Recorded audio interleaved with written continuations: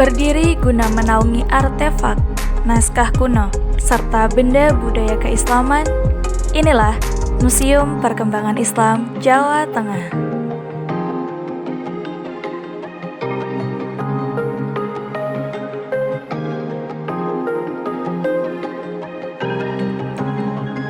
Terletak di lantai 2 dan 3 Menara Al-Husna Masjid Agung Jawa Tengah, museum ini menyimpan berbagai peninggalan sejarah perkembangan Islam di Jawa Tengah.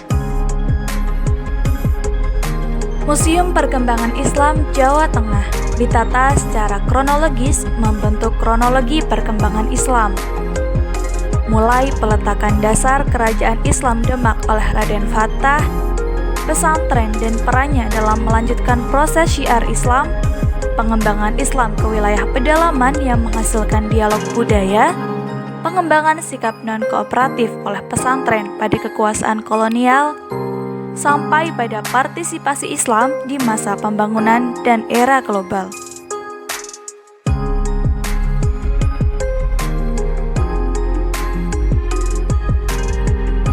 Museum Perkembangan Islam menyimpan artefak iluminasi Al-Quran, wayang golek menak, wayang sadat, gayor Masjid Sunan Muria, gamelan, ornamen dua sisi, ornamen Masjid Mantingan, keramik, koleksi peninggalan Islam awal, artefak kapal dagang, miniatur Menara Kudus, keris buatan Semarang, replika pintu beledek Masjid Agung Demak, dan tatal yang merupakan bagian dari tiang utama bersejarah Masjid Agung Demak.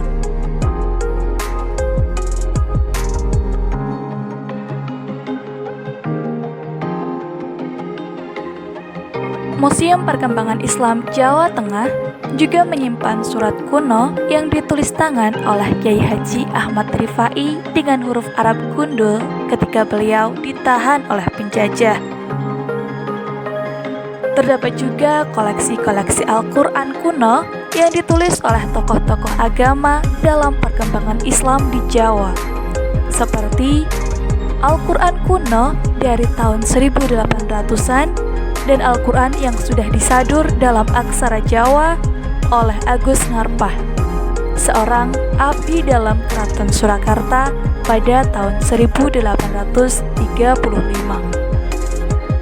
Selain itu, terdapat juga koleksi masa penyebaran Islam melalui perdagangan berupa keramik dan sutra yang menunjukkan interaksi pertama pedagang Muslim dari Gujarat, Persia, dan Cina di pelabuhan pesisir utara Jawa Tengah.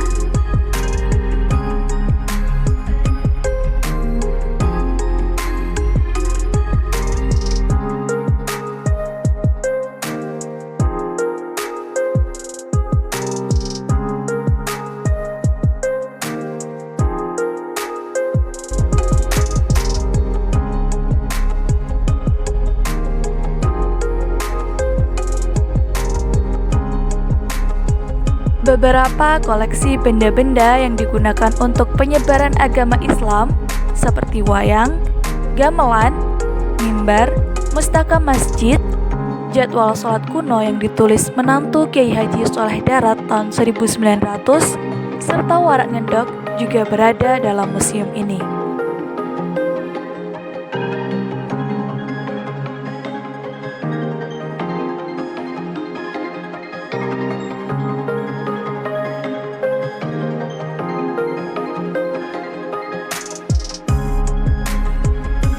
Warak ngendok merupakan binatang rekaan yang hanya ada bersamaan dengan tradisi dugderan saat menjelang bulan Ramadan.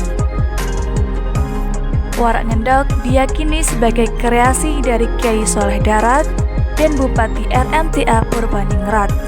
Bisa sebagai kreasi perorangan di antara mereka atau kolaborasi keduanya pada tahun 1881.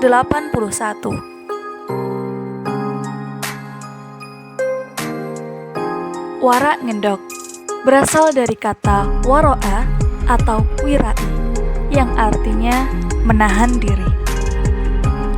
Warak ngendok merupakan simbol pengendalian diri dalam menyambut datangnya bulan Ramadan. digambarkan dalam hewan rekaan yang bentuk kepalanya menyeramkan dan menganga, melambangkan penggambaran nafsu manusia yang apabila tidak dikendalikan menjadi berbahaya bagi manusia. Bulu-bulunya membuka seperti ayam dengan bulu terbalik, yang berarti sedang berusaha mengendalikan diri dengan berpuasa. Bulu warak ngendok selalu lebih dari 2 warna, biasanya di warna perutnya yang berbeda, menggambarkan kambing gendit atau kambing Jawa yang melambangkan pengendalian diri paling utama adalah dengan berpuasa. Kaki, ekor, dan badan warak ngendok yang tegak menandakan bahwa pengendalian diri butuh usaha yang berat. Kemudian, dengan pengendalian diri tersebut dapat menghasilkan manfaat yang digambarkan dengan telur atau dalam bahasa Jawa, endog.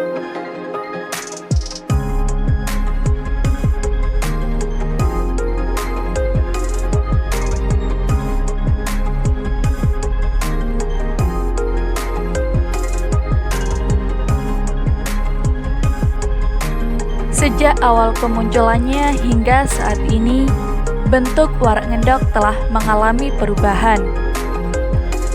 Di awal kemunculannya, pada tahun 1997, warak ngendok berbentuk tradisional dengan mengikuti pakem, yaitu bentuk struktur dan atribut masih bersifat simbolik.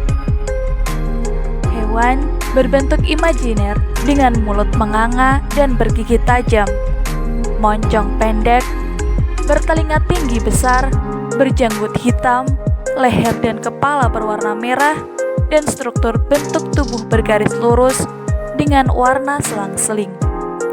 Beraksesoris kalung perak, mempunyai ekor, kaki kokoh tinggi, tersangga batang-batang panggulan, serta terdapat 3 telur dari bola plastik di keranjang bambu yang terletak di bawah kaki belakang warak ngendok.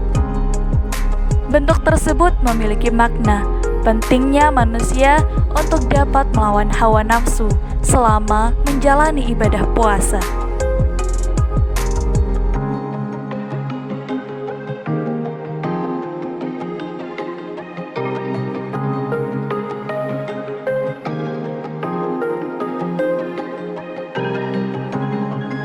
Di tahun 1998,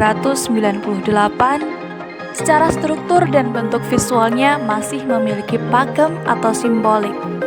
Namun terkadang sangat mengejar keindahan bentuk visualnya, sehingga secara perlahan-lahan ada nilai-nilai simbolik warak ngendok yang mulai terabaikan. Bentuk ini dinamakan warak ngendok modern atau model baru, dengan kepala berbentuk naga hijau bertanduk, bulu terbalik, dan berwarna mencolok, dengan warna selang-seling merah, putih, kuning, hijau, dan hitam yang tersusun secara horizontal, serta ekor kecil dan lurus mendongak sekitar 30 derajat dan kaki kokoh dan tinggi tersangga batang-batang panggulan.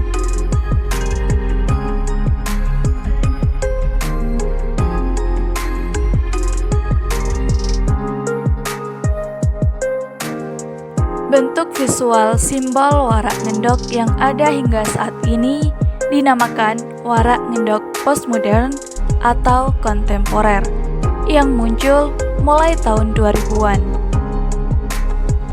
Bentuk ini telah mengalami perubahan atau meninggalkan struktur dan atribut yang bersifat pakem.